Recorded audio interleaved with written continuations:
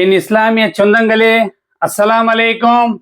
கவனிங்க, தொழுகையின் சிறப்புகளில் அல்லாவின் பொறுப்பு நீங்கிவிடும்.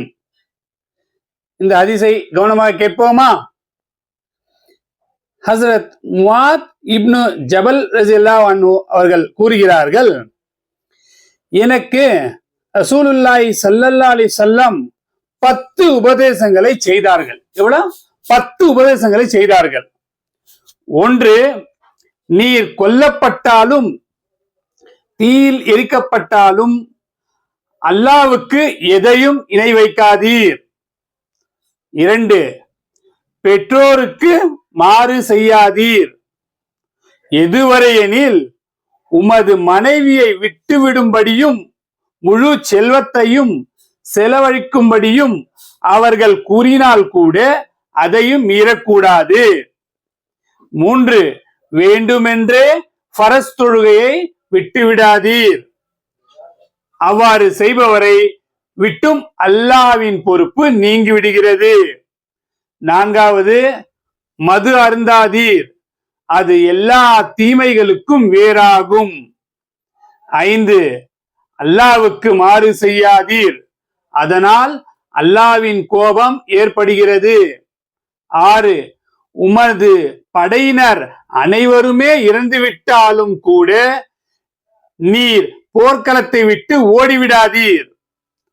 7, ஓரிடத்தில் காலரா போன்ற நோய்கள் பரவி மக்கள் மரணமடைந்தாலும் அந்த இடத்தை விட்டு ஓடாதீர்.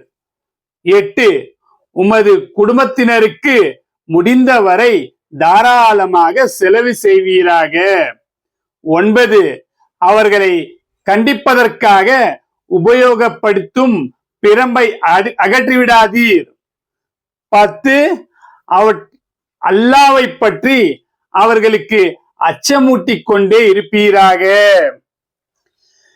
தகப்பனார் கண்டிப்பதில்லை, ஆகவே நாம் எதை வேண்டுமானாலும் செய்யலாம் என்ற எண்ணம் பிள்ளைகளுக்கு வரக்கூடாது என்பதற்காகவே பிரம்பை அகற்றக்கூடாது என்று கூறப்பட்டுள்ளது. தீனின்படி நடக்க வைப்பதற்காக சில சமயம் பிள்ளைகளை அடிக்கவும் வேண்டும். பெரும்பாலும் அடியினால்தான் பிள்ளைகளுக்கு பயம் உண்டாகிறது. இக்காலத்தில் பிள்ளைகள் மீதுள்ள பாசத்தால் பெற்றோர்கள் ஆரம்பத்திலேயே அவர்களை கண்டித்து வளர்ப்பதில்லை. நாளடைவில் அவர்களிடம் கெட்ட பழக்கங்கள் கூடிக் கொள்கின்றன.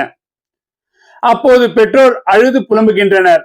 பிள்ளையை கெட்ட பழக்கத்திலிருந்து தடுக்காததும் அடிப்பதை அன்புக்கு விரோதமாக கருதுவதும் பிள்ளைகளின் மீதுள்ள பாசத்துக்கு அடையாளம் அன்று, மாறாக அது பிள்ளைகளுக்கு நாம் செய்யும் துரோகமாகும்.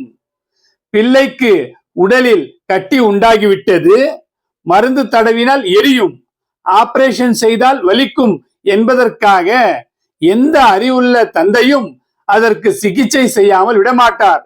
பிள்ளைகள் 1000 முறை அழுதாலும் வெருண்டோடினாலும் அதற்கு சிகிச்சையை செய்தே முடிப்பார். 7 வயதில் குழந்தையை தொழும்படி ஏழுங்கள். 10 வயதாகியும் அவர்கள் தொழாவிட்டால் அவர்களை அடித்து தொழுவைங்கள் என்று நபிகள் பெருமானார் ஸல்லல்லாஹு அலைஹி வஸல்லம் கூறியதாக பல ஹதீஸ்களில் வந்துள்ளது. குழந்தைகள் தொழுவதை கண்காணித்துக் கொண்டு வாருங்கள். அவர்களுக்கு நல்ல பழக்கங்கள் என்று ஹஜ்ரத் அப்துல்லா இப்னு மஸ்ஊத் ரலியல்லாஹு அன்ஹு கூறுகிறார்கள். தங்கள் குழந்தைகளை அடிப்பது வயலுக்கு நீர் பாய்ச்சுவது போலாகும் என்று அறிஞர் லுக்மான் அலைஹிஸ்ஸலாம் கூறுகிறார்கள். தந்தை தன் பிள்ளைகளை கண்டிப்பது ஒரு மரக்கால் தானியம் தர்மம் செய்வதை விட சிறந்தது என்று அண்ணல் நபி ஸல்லல்லாஹு அலைஹி வஸல்லம் அருளினார்கள். ஒரு மரக்கால் என்பது சுமார் 3.25 கிலோ ஆகும்.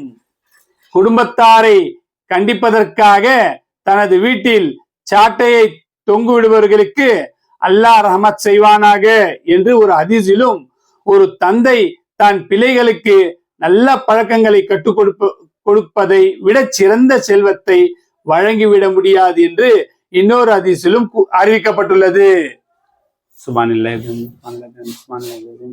ஜஸாக்குமுல்லாஹ் கைர்.